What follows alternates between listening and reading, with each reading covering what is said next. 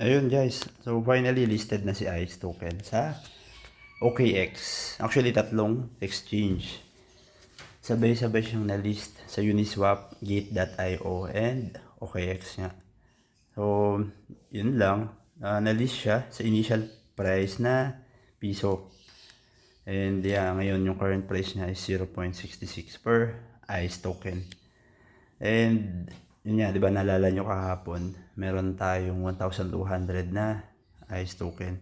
I decided na rin na i-sell siya. Siguro nakasell tayo around 0.8 yung value niya. That's why meron tayong 984 pesos. Ito, pwede mo na siya i-convert into cash. Pwede mo na ibenta yan, pasok sa GCash mo. But, ang plano ko, mag-buyback pag mas bumaba pa yan. Tingnan nyo, let's say bibili tayo ngayon. So, kung bibili natin yun ng ICE, meron tayong makukuha 1,411 na ICE. Meaning, mas dumami na yung ICE token natin. And yeah, I'm planning to hold. Kasi in the future, malay mo, tumaas siya, maging 10 pesos, $1, and so on. Bakit? Doon din lang naman nag-start si Bitcoin and other tokens like Ethereum, 'di ba? So ngayon, kung titingnan natin, magkano na yung value ng mga token na sinasabi ko. So si Bitcoin,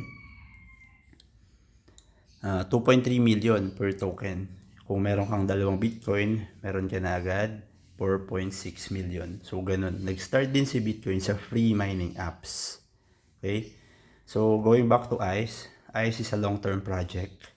By October pa yung mainnet niya.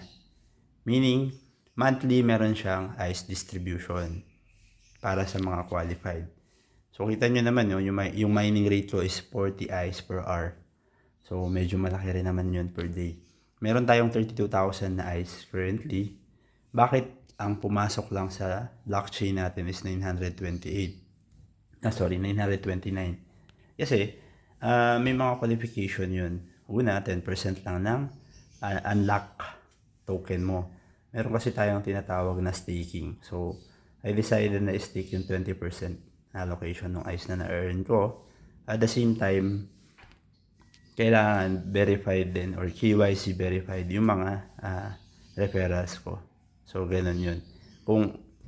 Kasi kapag i-distribute lahat yung token na na-earn natin, let's say 32,000, yung iba million na yung ICE na na-earn.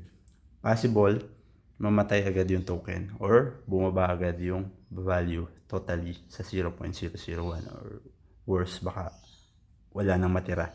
Kasi lahat magsasell.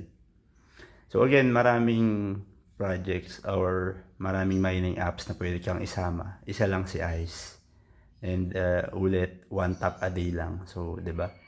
Hindi naman siya ganun nakakapagod or that will not consume too much of your time. Ayun, yun lang yung update. Thank you.